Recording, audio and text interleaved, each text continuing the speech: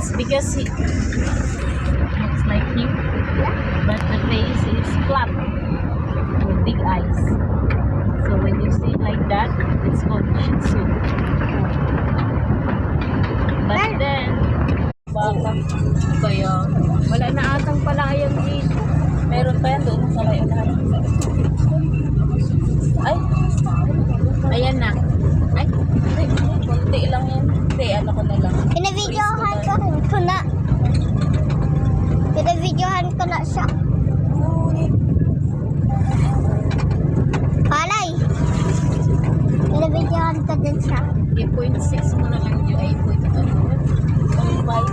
Wait lang, may bahay. Pinabidyohan ko Kaya siya. talaga. Kaya ulit.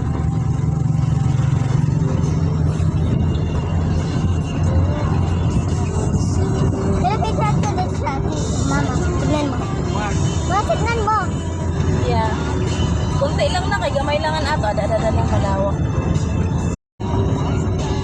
Para sa mga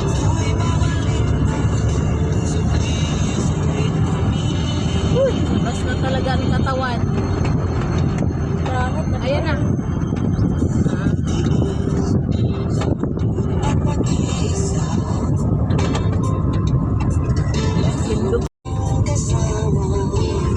Okay na ba?